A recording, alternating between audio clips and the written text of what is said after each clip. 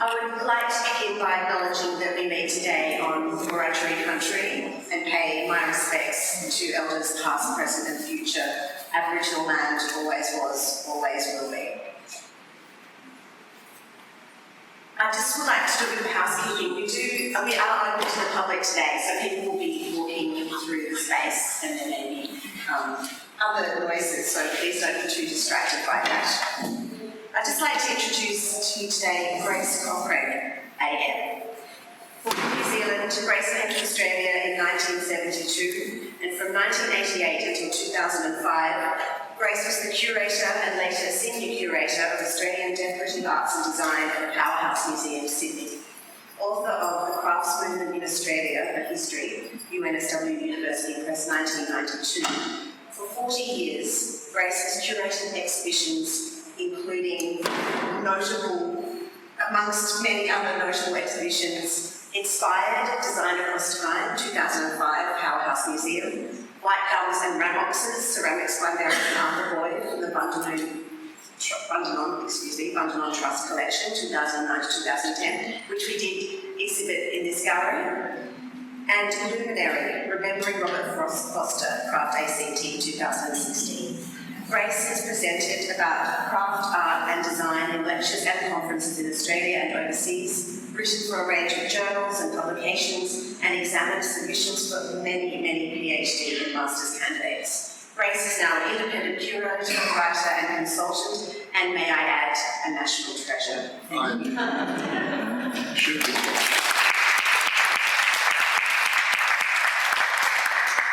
And trying very hard to be retired.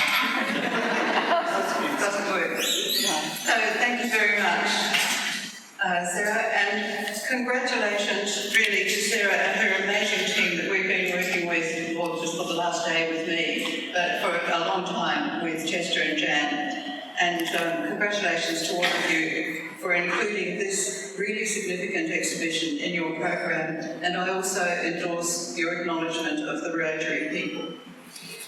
Bray, as most of you will know, is very well known for its long commitment to ceramics as a collection area, including through its very well known ceramics art prizes between 1972 and 1998, I think, and also, obviously, for its continuing support for ceramics practitioners.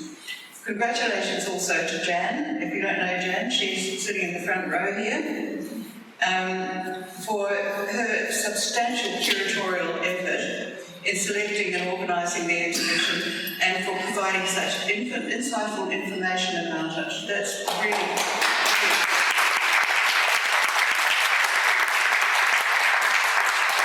And Jan, of course, has to be acknowledged for her own artwork and also for her role in producing the monumental publication of the same title, Chester Nealie, Etched in Fire, in 2016.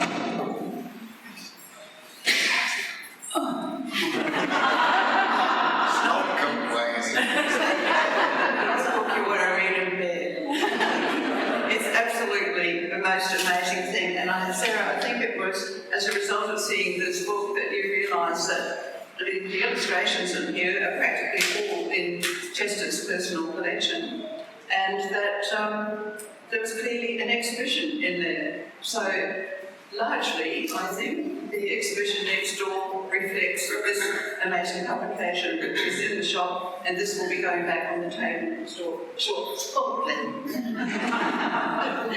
Congratulations.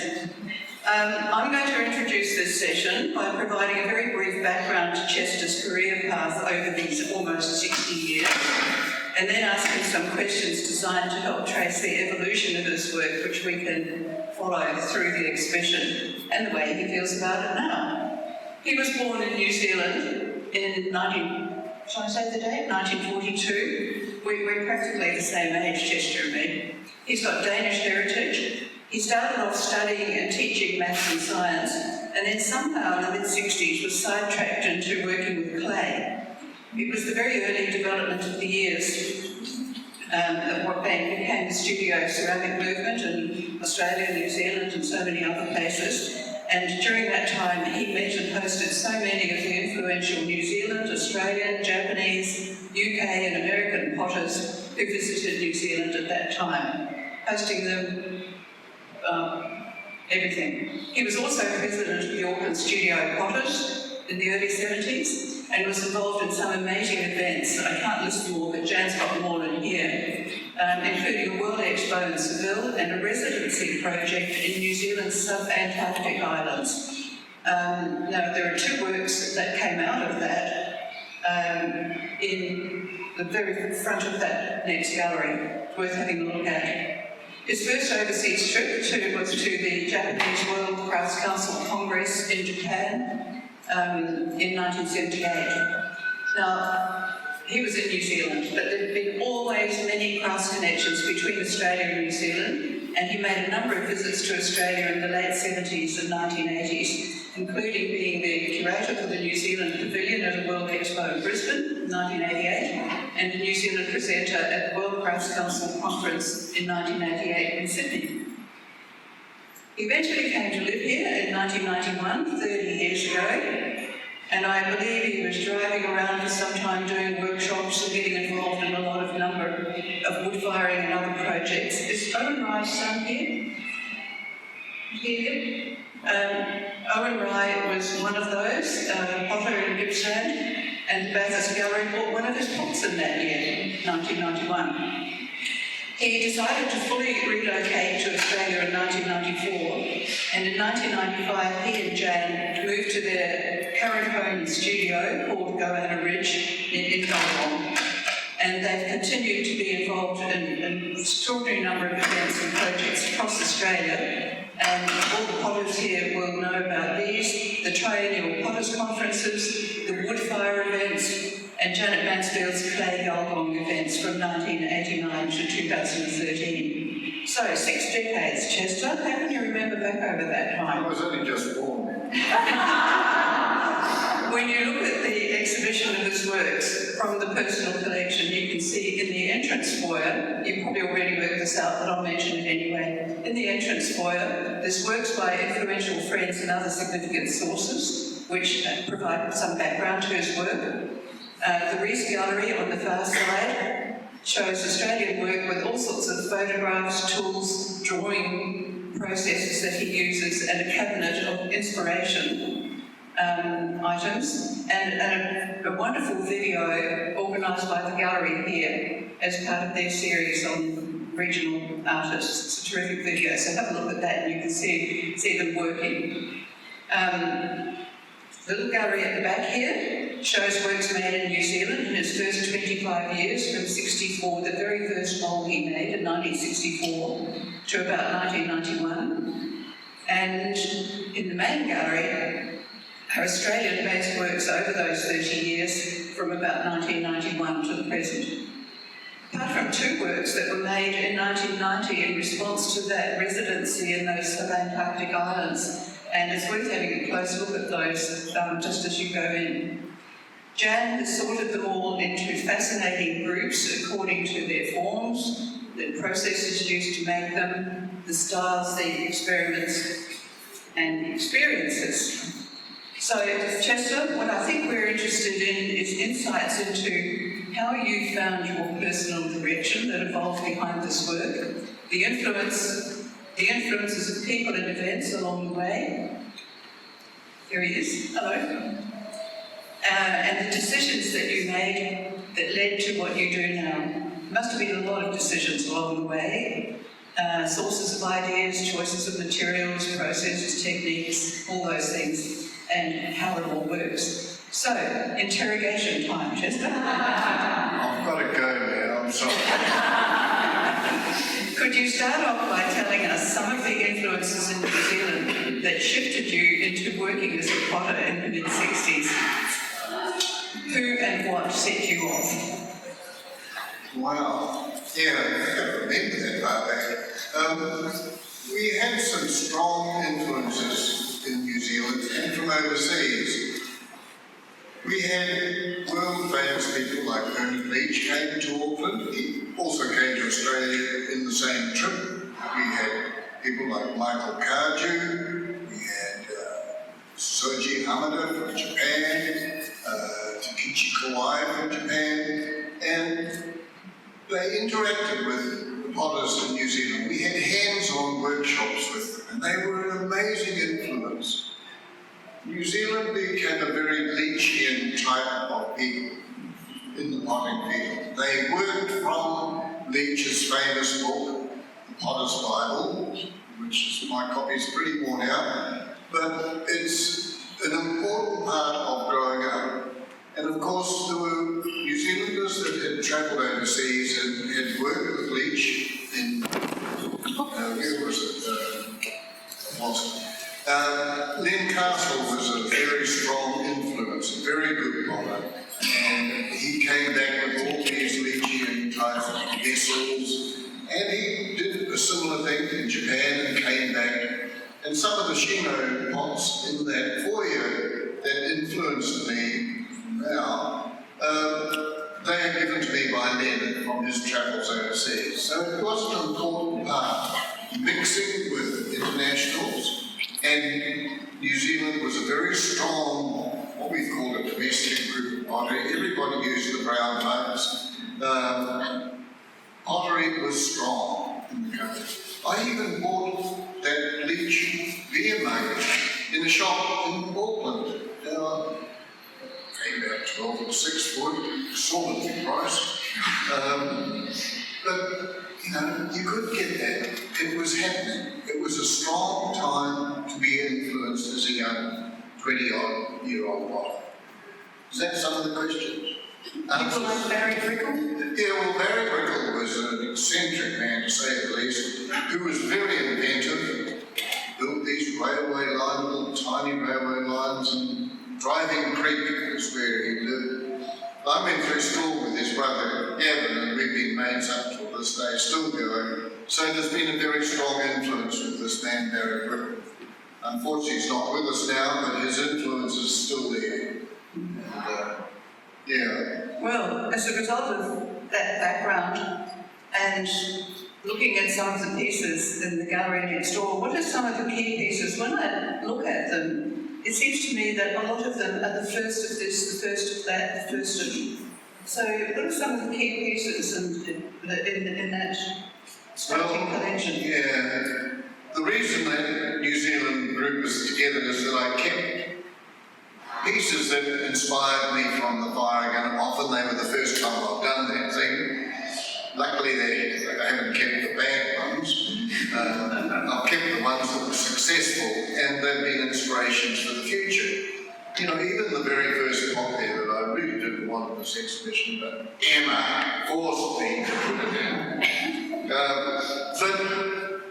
I was studying teaching as a chemist and as a mathematician. Went to a pottery class held by Rex Head in the Teachers' College, and of course, from the Potter's Book by Bernard Leach, I used Leach's Temuku glaze, Leach's Celadon glaze, and that's what this little pot is glazed with. And these became my standard glazes even to this day.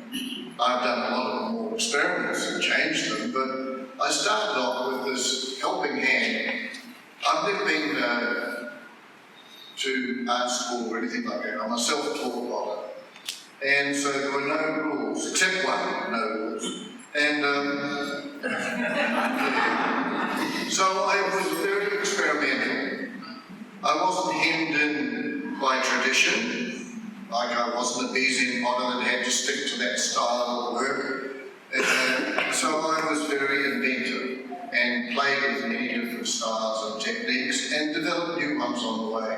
Experimentation has been an important part of me. So those pieces in there are often the successful pieces first time. And surprisingly enough, the first time you do an experiment, it's full of accidental happenings, and that's why they're so successful.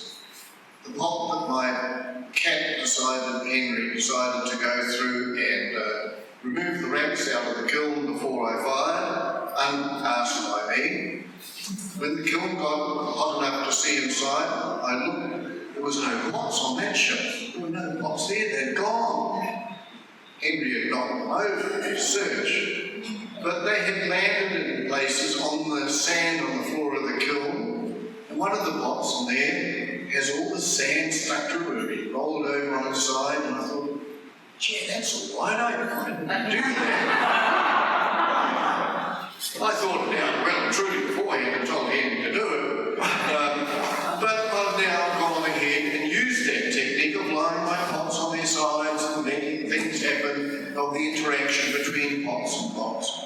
And it's become my style. So I often use an accidental happening and develop from that into something else. Now, just to interrupt, tell me about that blue bowl. Well, there's lots of stories about that blue bowl. I'm still trying to get that blue. I love indigo. Indigo is one of my favourite colours. It's a blue-black. The early Ming pots had that quality. Now cobalt's so refined, it's awful and boring. But the old stuff was superb colour. And I wish I knew what I did. I sprayed it with ash, and then I put a bit of cobalt on it, then I sprayed it with a temaku, then I put a little bit of sheen on it. I'm giving away all the ideas, but I don't know what order I did all this. Was this following Cardu's visit?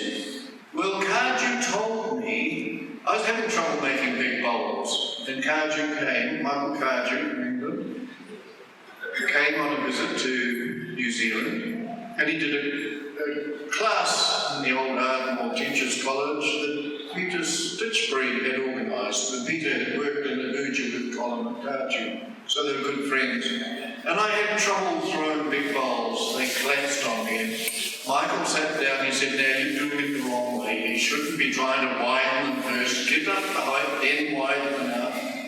He said, there's another technique to make them bigger. Then you add a big fat coil the next day when the pots get harder.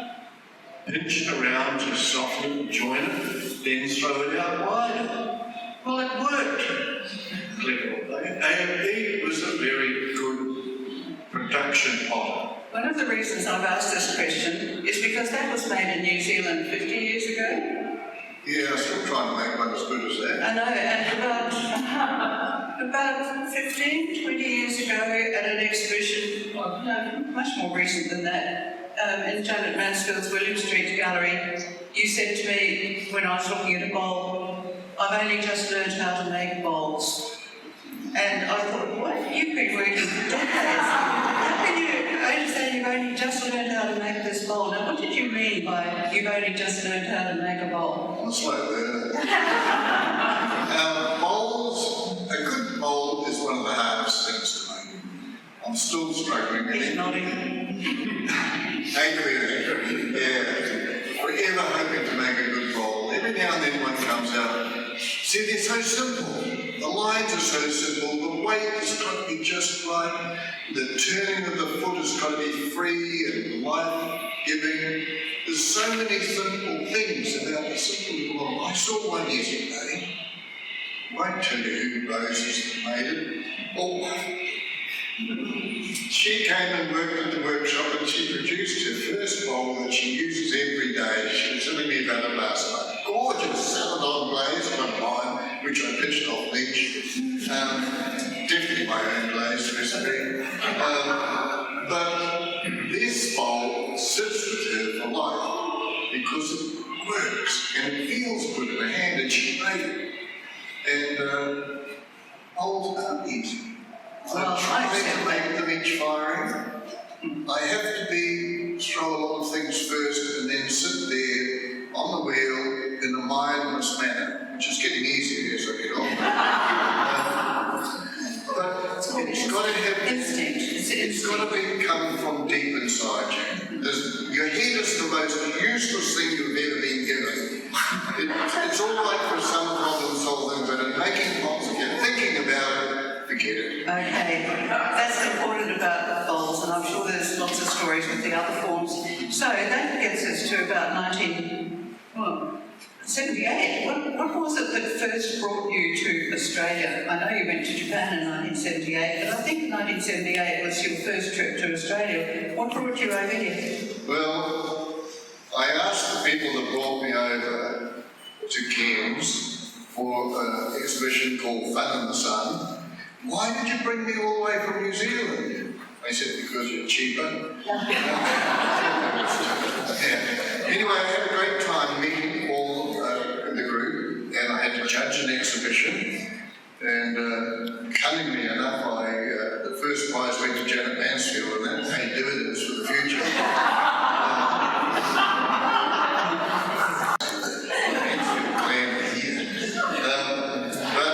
It was lovely to meet these pots and potters, and I travelled around there, and then I worked my way south, stopping at different towns all the way through down to Sydney and doing workshops with the potters groups. And I started to meet people there and see their work sometimes without meeting them, and they became an important think tank because they were making pots that made me excited. There was Bill Sandhills and there was Peter Rushforth and Peascod and Owen Rye. These guys were really had a group of quality. Often they were university trained, but they had a really good visual understanding of the work, and I wanted to meet them and spend more time. Okay, I had the New Zealand people, Peter Stitchbury and Lencastle and co that were strong, but Australia had more work in the woodfired region, and that was starting to make me And you came back quite a lot to work with Owen Rye at Monash, didn't you? Yeah. Owen, don't you tell him what. He stands here. Yeah, he's here to be the witness of the truth. Well, so here you are now in the... Hang on, I haven't finished there. I've been to Owen. You know I haven't finished. Owen had a woodfire conference held in Gibson there, and I went to that and met all these models that I had been wanting to meet. And Owen, in his dry way, invited me to come and work in Monash, and we fired the kilns together many times for years to come. We were close fire mates, and he came to New Zealand and helped me fire there, and so it's been an ongoing life force. That's terrific. Those associations are wonderful, and of course you never lose contact with wherever you come from. I come from New Zealand too. You don't lose contact with where you came from. So what were you searching for? I've got a whole list of questions here. We can't take too long over them, but I want to know why you chose stoneware. It's mostly stoneware. There's a little bit of porcelain I've noticed, but why have you chosen stoneware? And why is it mostly wheel thrown rather than moulded or or cast or whatever? So choice of clay and your working process. Why did you choose those two over something else? So many questions. That's just one. Okay, the first one. My day, what clays? Well, you could occasionally buy clay. There was a famous clay dug out of the South Island. Christchurch had experienced it recently with earthquakes, and the whole place went to slop. Now, on the West Coast, the same clay exists. It's a magnificent clay. When you make a pot and it hardens, that's lovely, but it also is thixotropic. Wonderful scientific word. If you shake a hardened pot, it goes liquid again. That's what happened to Christchurch in the earthquake. Everything went liquid. All the land went liquid. And this clay does the same. Magic stuff for freeing up. You might make a fairly stiff, even kind of pot. The next day when it's neither too hard to do anything, give it a bit of a shake and it all goes, like me, it's all out of control. So it was wonderful clay to put freedom into the work by thumping the top and making it swing a bit that way and a bit that way, push it in there and pull it out there. So it was a marvellous clay that also fired the same as shigaraki clay, which is a very famous Japanese clay that has feldspar. It's a white clay that, it's magic. That little pot, the sandal is made from that clay. You can't get it now. I've got 3 bags hidden in the bush, but I'm not doing quick. Yeah. So that was the clay, but otherwise, there's 3 little pots in there with bleached porcelain, which I could buy for $9 a bag. Now you pay $50 for a bit of stuff that's meant to be porcelain. But I find it in the kiln, quite by accident, unbeknown to me. It was raw, no glaze on it, and it's got these beautiful soft colours and collected carbon on one side and gave this beautiful blue-grey, and then it went pink on the other side. You'll see three little pots there, they're just gorgeous. Can't get that clay now. And why wheel throwing and hand forming? No, hang on. Oh, yeah. I then, you know, forget about time. I then made our own clay in the kids' paddock, mixing different clay powders together. And that was basically what New Zealanders did. They made their own clay. Oh, that's terrific. I like it. Now, what was that other question? What was it? Hand forming. Making. Well, Actually, we haven't done one wheel. I'll wheel work, okay. I had a wheel that, my first one was a handmade wheel. Friend Paul Brown made it for me, and it had an upturned kitchen saucepan for the top. It had a concrete cast base, which if you got your ankle in the way, it skinned your ankle, but I made lots of pots with it. It's still around. It's actually at my old house with a piece of board on the top for a table. He loves it. But one day I might make more pots on it. But anyway, wheel work was important to me. That wasn't what everybody did. It wasn't till later you see that there's some hand-built pieces, pinch pots, and slip cast, Goon form and Maori form that's pinch pot. I slipped over off a skateboard, broke my wrist, and was 3 months in plaster, courtesy of my young son who threw the gravel on the road. Yeah. So when I couldn't throw because I was broken wrist for 3 months, I started making hand-built things, and I still to this day like making hand-built things. That's great. And the things that you make, we look at these as an example. I noticed they're mostly jars, bottles, some bowls, but clearly that particular shape is of significance to you. What's important about working through all those different variations of that bottle and jar shape? Well, it goes back even further because the Auckland Museum had a magnificent collection of Asian pots, British pots, Turkish pots, and lots of artefacts from the islands. And in the foyer you'll see a good carved, polished coconut shell from the islands. And it was part of my grandfather's collection because he was a collector around the Pacific Islands and the world. And I love the curves on them. It's different curve on that side to that side. It's a bit like looking at an onion. You take the curve on an onion, turn it that way, and you've got a lovely shape where the top of the curve is on the top third, and then you tip it over the other way and it's wider at the bottom. And so I spent a lot of time looking at all these natural forms and these artifact forms for design and shape. And basically I've been a vessel maker. I love the inside curve of things that hold things. Basically it holds air, but they do hold waters and wines and other good things like that. And I like making containers, things that you can use. These are a bit big to put whiskey in, but never, can't afford it. So vessel making became important. Even those flat slab pieces are great for serving smoked fish on. You know, they're still a useful item. And I do like my mugs and my tea bottles. I like still making mugs. They have to feel good in your hand, they have to have the right weight. Listen to Steve Williams on the video, he really tells me what I should do to make my next mugs. He's got a good insight into that.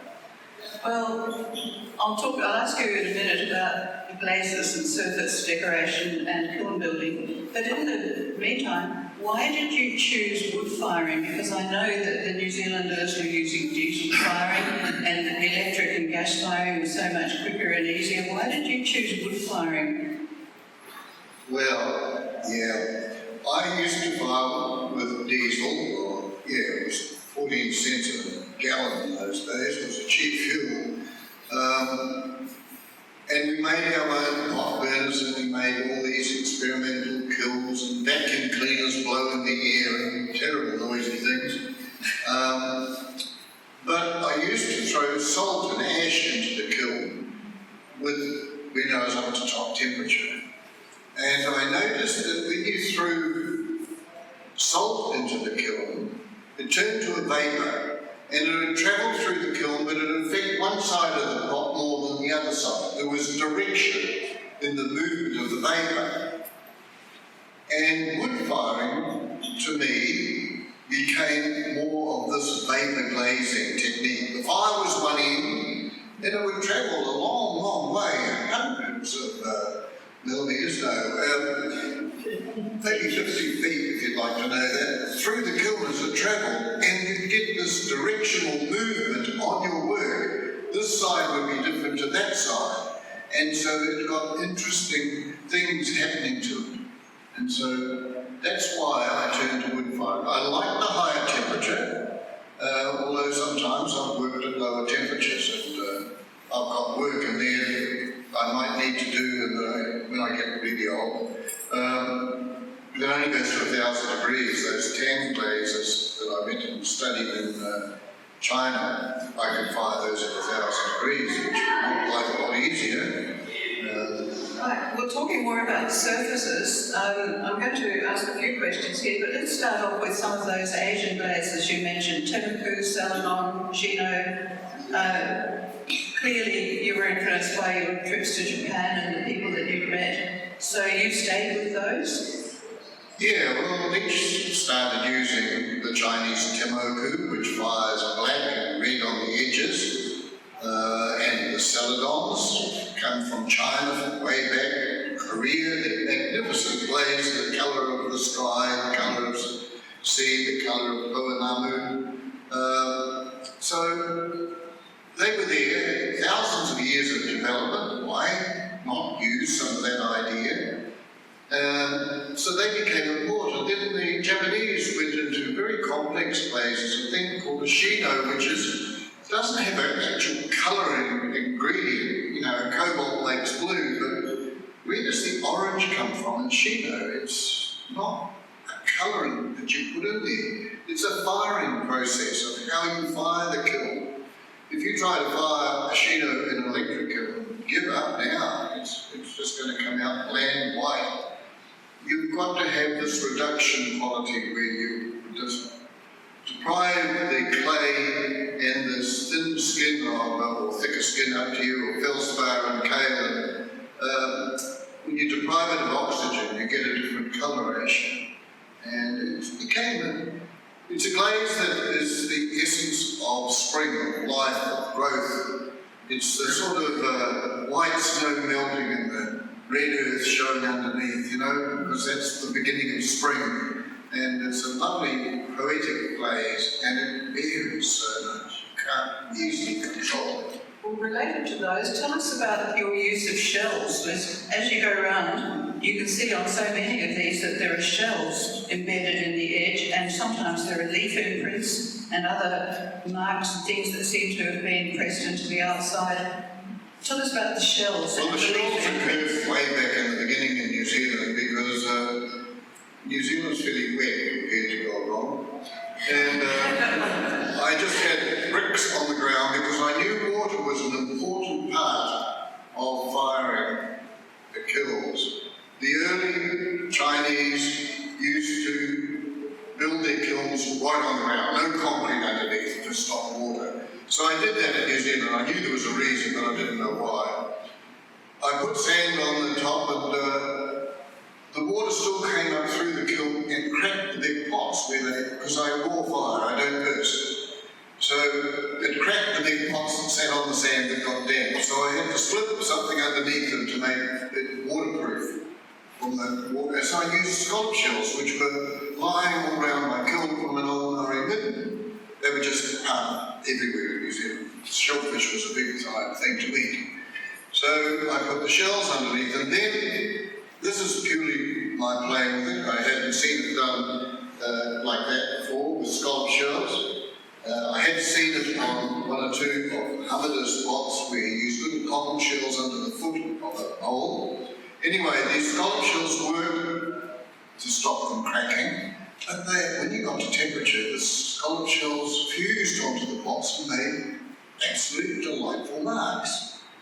And I started experimenting, as I do, and started breaking the shells, and I could find that if I had two big pots sitting one against the other and they could touch, I'd slip two shells between them, and it would prevent them from sticking together. And you can see the marks on big pots in the exhibition where there's a shell mark, and that's just to save me losing that pot. We'll inspect those more closely when we go and have a look shortly. What about the leaves? We're running out of time. All right, I'm a great fossil man. We're running out of time, it's not much time. I love fossils. Recently we found fossils out the back of Gulgong where there's a Wollomite mine there. 175 million years ago it was growing, and now they've just found it in Wollomite, living. And now I've got fossils on it, and fish and everything else. So I've always collected fossils as a child right through to now. And if I put a wet glaze on a pot, and before it dried out, I'd stick a leaf on the ground, sit the pot, because I glaze underneath them as well. I'm not one of these people that plays with wax and keeps them clean and pure underneath. So I set the pot on the leaf onto the shelf, workboard, and it no longer stuck. But when I then stuck leaves on the side, and when the pot of glaze had dried, I'd peel them off, fire them in the kiln, and that little indentation of the leaf would often stay there, and it gave me my little fossil imprint. Sure, it would often combine with shells, and so I became a painter of the pots, looking like the quality that Ewan gets on his paintings here, the texture, and the impression he gets of his trees and leaves and fires and stuff. It just gave you a painterly surface onto the pot. Well, what's really helpful also is to go into that fire gallery and have a look at the details of leaves and shells and things that you've got in there. I've left some there in the process. Yes, that's good. Yeah. And just finishing up this particular bit, there's 3 more questions I've got, but I know that you've built about at least 100 kilns during your short career, but and I noticed that a lot of the descriptions there talk about this was fired in your multi-chamber kiln, and you've talked about anagamas, and you've talked about fireboxes, and you talked a little bit earlier about how the various things that drifted through the heat. Tell us about the kiln that you work with at the moment and how it actually works, and how you choose where to put the various pieces in the kiln for whatever result. Now we've got another 2 hours in. Well, the kiln I've got at the moment, it says it's multi-chambered, but it's a series of spaces. Sure, there's a couple of chambers there, but I'll tell you about that in a second. It's got a firebox, which is the shape of an anagama. An anagama is like a beach whale. It's a tunnel going up a hill, because heat travels upwards. So it's a tunnel thing, and I bundle the pots in that tunnel. And you'll see photos on the wall. I've been trying to load it, which is getting harder as I get older. But the kiln goes from this tunnel into a big arch. And that's where I found I could do another process there. So I've got a kiln that does pots that are covered with ash and sponge and all that from the wood. Then into the bigger arch, I throw salt into that part of the kiln. I don't want salt on the front of the firebox pots. In that area, the salt goes on, and my typical glazes come out this lovely golden yellow. You can see them in the next room. And so, in that part of the chamber, I get another effect. I wanted to get every possibility to make an income. It's not easy, so I still like my celadons and glazed ware. And then the reason it's multi-chambered is because when I first built that kiln, I had the main arch built and nothing else, nothing really buttressing it. The fireboxes held the arch up at one end. Came out one morning, something had stolen the kiln. It's gone. It was a crumbled pile. The arch had collapsed because it wasn't buttressed on the other side. So I built another little arch chamber holding the big arch up.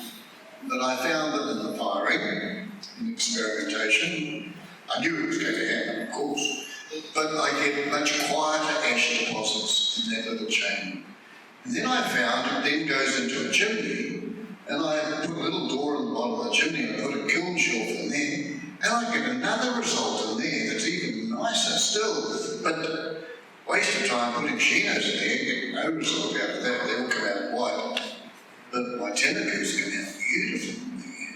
So there's all these different parts to the kiln. And when I fire, each time I load the kiln, I photograph where the wall pots are sitting in there. And then after I fired it, I photograph them again. Because a pot there will come out differently than if it was down there. So each position in the kiln creates a different result. But how do you know that unless you have some way of remembering it? Because I can't remember. Who am I talking to? Yeah. This is an important part of learning, and then if an accidental thing happens, then you know where it occurs in that place, if you can remember how you fired it, of course. So there is all this sort of way of accidents can lead to good things. Yeah, well, accidental, but I knew I was doing it the right way the first time. Okay. So putting it all together, I'm going to, can't do anything without the glasses.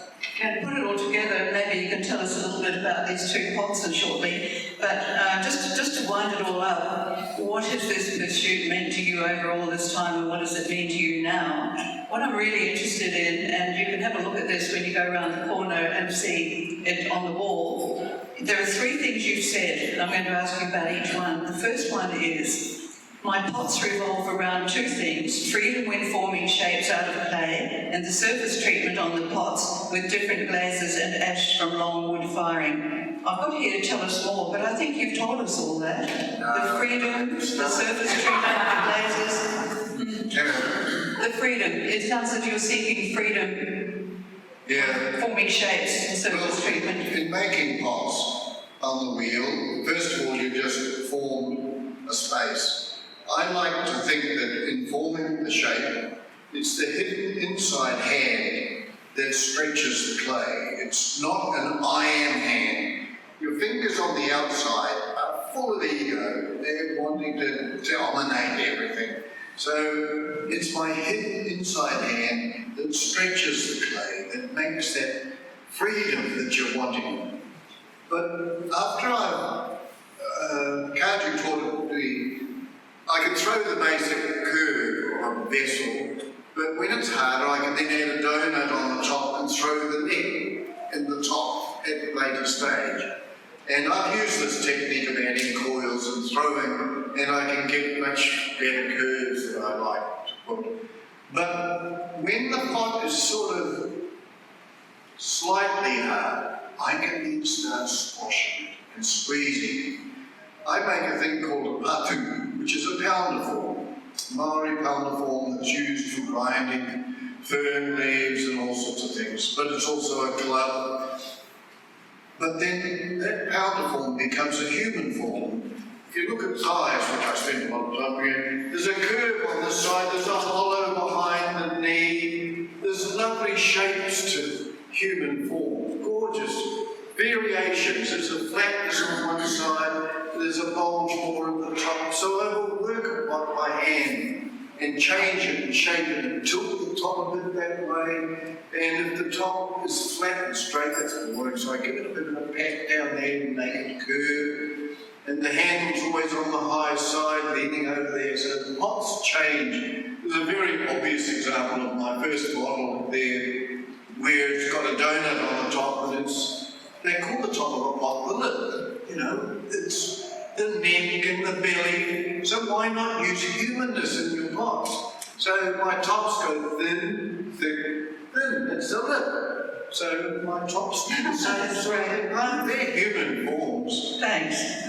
And the second one, you said, I see the colours and textures on my pots as very much like the visual quality of a painting. The long firings and high temperatures are creating unusual new surfaces every time. So you've got the sense of painting. Yeah, the pots become then a painterly surface, that I want to put the natural colours that I see around me. I've been pitching ideas of Ewan's paintings here because he's using my colours. He's pitched it off me. The orange and the green and the lichens and all that quality.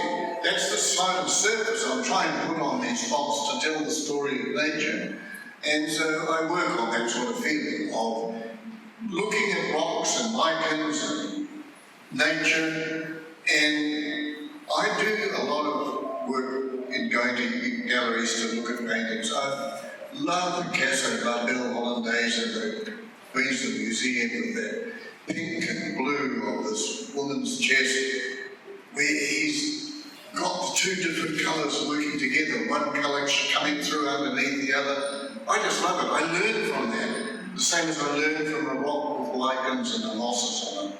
And I'm always looking, always learning. Well, thank you, Chester. I think we'd better skip the actual look at the pot. When we put these pots back in the gallery, you can actually read some of the details that led to what was on the surface, where they were fired, what's on the surface, and so on and so on. So I'd just like to summarise by saying, Chester, this is the most amazing record of your long and continuing career. As we've just discovered, it's imaginative, aesthetic, scientific, and technical. And my warmest, and I'm sure the audience as well, warmest and most appreciative congratulations to you for bringing all this together. And to Jan and the team here for making this happen too. I think you've consistently given us some great insights into what's been going on in your head, your heart, and your hands. So thank you. Now, there might be some questions if we have time. How much time do we have? 2 minutes? Questions? Yes. Chester, Yes. in your exhibition, you refer to your grandfather, Sir Father Danfair, the naturalist, and his collections being an early influence. Can you hear? I'm interested to know if you still feel this influence in your current works. Yeah, Siva Jacob Danfair, my Danish grandfather, who I never met, he died in the last pandemic in 2015, was it, or 19? But the house was full of his influences. He collected Pacific artifacts, collected whatever paintings. I've got lots of old pots and ivories and stuff that he had collected, and they're living with me all my life. I inherited them out from my mother, and my kids will get hold of them at one stage. But looking at these things have influenced me. Like the bits of Poenamo, greenstone, jade, whatever you like to call it, is the colours of celadons, and they have a different colour depending on the rock, and they influence my celadons. But the shapes he left behind have influenced me considerably. As I said, the coconut husk in there is a small part of it. So, he's been on my shoulder the whole time. He never leaves to get out. That's lovely. Thanks, Chester. Another question? Anyone else got a question? Oh, that's You said it all? paintable. No? What about you? No? Mike's just getting into pots. Is that right, Mike? No, he's been in them for ages. Anybody else? Simon? Yes. No, I know this is going to take time to choose that. Yeah, I can give you 5 minutes. Don't listen to me. Okay, I thought there might be about 20 questions, that's why I thought. Yeah, stop me. Stand on the side of the table. These two pots were fired in different kilns. They were made from the same clay body, and they both had exactly the same thin skin of what we call a chino. It's just nepheline cyanide, 75 parts, kaolin, 25 parts, a handful of salt thrown in there, and that was this orange skin. This comes out of my Gulgong kiln. I fired it for 80 hours. It was lying on the shelves. 80 or 18? 18's electric firing here. 18. Susie has been helping me for years and years firing the kiln. It's lying on shelves like that. The top side here is where the cypress wood has hit it. This is the the colour of cypress, black cypress, which grows on their property. And this has been sitting at a high temperature of 1,300 for at least 60 hours. Now, you normally, if you're firing your electric kiln, you spend half an hour at top temperature and think, wow, that's fantastic. This has been 120 times 5 longer than in the electric kiln. So the ashes landed on there, melted and run. But in the minimal space underneath where the ash can't get, I'm getting these lovely orange colours, which doesn't want to have the ash attacking it because you lose it. You can see it's dribbled, nearly stuck, but the shell's helped it. The shell stays as a shell when it comes out of the kiln. It's turned to calcium oxide, a bit of water gets on it, it turns into a powder, expands, and the pot lifts off. You'll see it occurring in the film. Now this is exactly the same, glaze and clay. Put in a kiln at Mystery Bay. If you built, Daniel Lafferty built this kiln at a big conference we held down in Mystery Bay. This was loaded right in the front to take all the shock. They said, well, we might as well break Nealie's pot first. But we fired it with different wood. A lot of people helping. And the wood was sheet oak that had been growing in the salt marshes nearby where Mystery Bay. The salt marshes have got salt in the wood. So the salt in the wood has caused us to go to a lovely greeny blue. And it was fired by a lot of people that weren't too sure what they were doing. And they were chokers. They put in more wood than they should. But you can't tell them that. But they did those things. They had so much carbon in the kiln, it got buried under the glaze. Gave this lovely blue-grey, which I just love. And you can see it's all flowing here because it was sitting on shelves here. I break the shells into little bits. The Americans take this and they put whole shells. They have what they know about subtlety. Anyway, so the glaze came all the way around and thank God it just lifted off and made the pot slide. It only just did because I did tell somebody the other day the whole kiln collapsed, all the shelves, and they landed here. This pot held the whole rest of the kiln up. So it only left one nice scar. I like the scars on pots.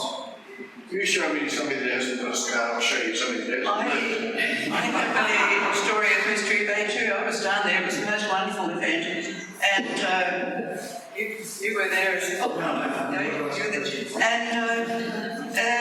And Chester took a small kiln down there, or built one down there, a little kiln. Oh, there was a pack of corrugated iron that I built. That's right, it was terribly impressive, but what was most impressive was he spent a lot of time on the beach fishing, and then he'd bring the fish up. Looking for small shells. He smoked it in the kiln.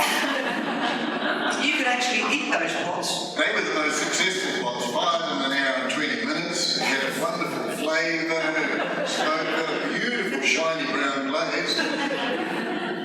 I like fire. I was taught at the age 5, didn't say this before, by an old man who lived 2 doors up who became my surrogate father, as my father had separated. He taught me from age 5 how to smoke fish, how to reduce, how to start the fire off slowly, and how to use primary and secondary air, which I do to this day. I have learned from the age of 5 how to fire a kiln. My father taught me salt glazing in the young days. Before I was 5, when the chimney caught light, he threw salt into the fire pit to put the smoke out, but he wasn't glazing anything. So, and you probably don't need to put shells under the fish before you've got scales on them. No, that's important, to leave the scales on the skin so it doesn't stick. It's the same. Do you have a question? Chester, you've got so much knowledge. How are you going to pass all this knowledge and secret stuff on to the next generation? Hold it up. It's all... You know all those pots would cost you $100,000 to buy a glaze these days? For $95, you've got all of those pots in here. Now, this is not spooky at all. But I put as much of that information, and I don't believe you can stop giving it out. You asked, I had a guy from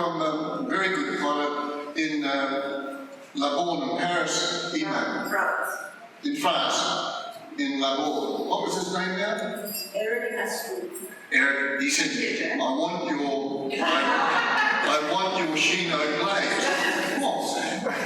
Taking years to develop this. Why not? I won't be around long enough. So Jan typed it out and sent it off to Eric, and he's since fired his kiln. I haven't heard the result. Whose glaze was it when you started?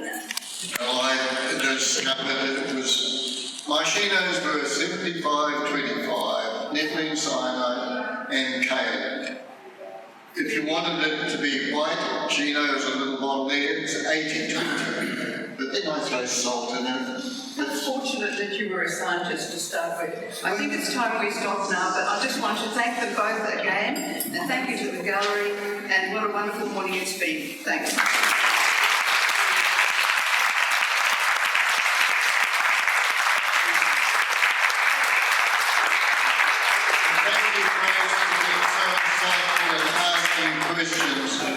She wished she'd given me the answers, but she wouldn't. Told me there were some questions, but never mind. It's great having you there, and if you want to talk about anything in there, I'll be around for another hour. Ask me, and I'll get Peter to give you my glaze recipes that I've pitched off him.